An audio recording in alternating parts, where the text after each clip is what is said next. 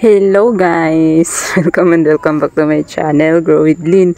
I know, sobrang tagal bago ako nakapag-upload ulit. Pasensya na talaga guys kasi yung brownout, nag-blackout talaga dito sa amin. 1 week. Tapos ngayon brownout ulit. So, parang nakawalang gana lalo. Hindi ko nga napansin, natuyot pala to kanina. Kanina ko lang ni-revive. So, ayan. Ito yung maganda kay guys, kay Ruby's necklace. Kahit na talagang as in, kuluntoy na alam mong mukha na siyang patay.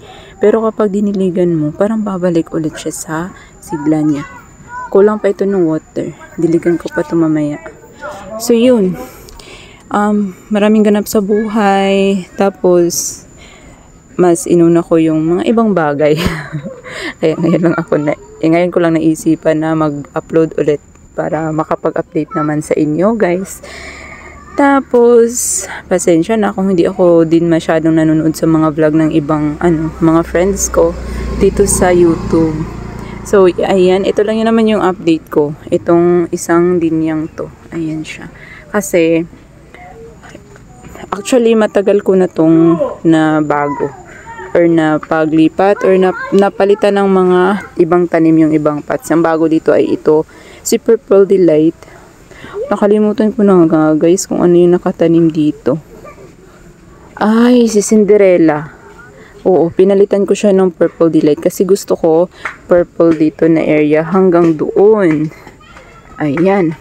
Kaso lang, hindi ko maalis-alis itong isa dito. Ito, si Tinkerbell. Nung nakaraan, binigyan ko nag-vlog ako nito na dinagdagan ko siya ng soil mix. So far, okay naman siya. Ayan, kulang lang siguro ng water. Tapos, meron ulit siyang ganito. Pero, at least, isa lang naman. Ito yung ayaw ko na mangyari sa aking Tinkerbell. Yung magkakaroon ng black na gaya niyan. So, may aerial roots na. Ito din, Ayan, dami niya aerial roots. Pero may mga babies. Ewan ko ba't siya may aerial roots. Bulang siguro siya ng dilig. Pero tingnan nyo naman siya guys. Tumangkad na siya diba? Since nilagyan natin ng soil. Dagdag ng soil sa kanya. Tapos, nga lang, kulang ito ng water kasi hindi masyadong nagdidilig. Wala kasi ako dito ng 1 week ata. No, less than a week. Tapos, hindi ko na ito naalagaan. Pero okay lang naman sila so far. Wala silang yun yung maganda din naman sa succulents kasi kahit walang dilig, go yan. Maliban na lang doon sa mga pinakamaarte at saka doon sa pangit ang soil mix. Hindi bumabaon. Yun Pero may roots to yan. May roots yun siya guys Si Abekya. Ayan. Pero lumaki na yung head niya. Hindi ko talaga masyadong nabibisita. Ito silang ganda na ni Moonstone guys. Ay, natumba na to. Sabi ko, nung nakaraan kasi, mukhang masisira siya. Pero ayan. Hindi ko pa kasi nakat. Sabi ko, diba ikat ko. Pero at least tumangkad-tangkad konti yung pinaka-rosette niya. Ayan. So, dito na muna to sa table at nang hindi ko makalimutan. Ayan sila. Si Dr. Cornelius. Pangit. Pangit niya. So, ito na yun mga purple. Murasaki. Ito, Murasaki din to. Ayan, Murasaki. Daming nila. Sobrang bilis dumami. Agay. Natusok ako. Nanghawak yung Gymno. Tapos, Super Balm. Ayan, ang kapal.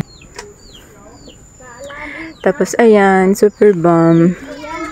Ang kapal na niyo tingnan, guys. Ito talaga yung gusto ko, yung galing dito hanggang dun sa taas may dahon. So, pinagbigyan naman ako ng Super Balm na ito. Ayan, bumabait na yung Super Balm dito sa akin.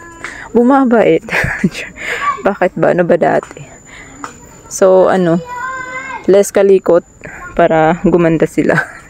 Kasi kapag kinakalikot lagi, ay nako, iinarte. Tapos, Murasaki ulit. Murasaki ba to? Ako, nakalimutan ko na.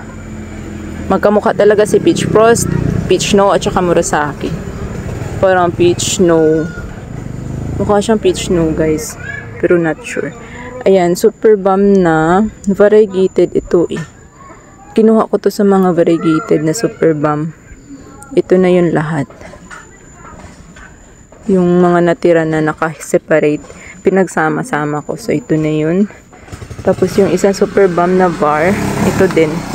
Ayan. Ayan, mga bottom part lahat yan, guys. Ano, hindi naman lahat.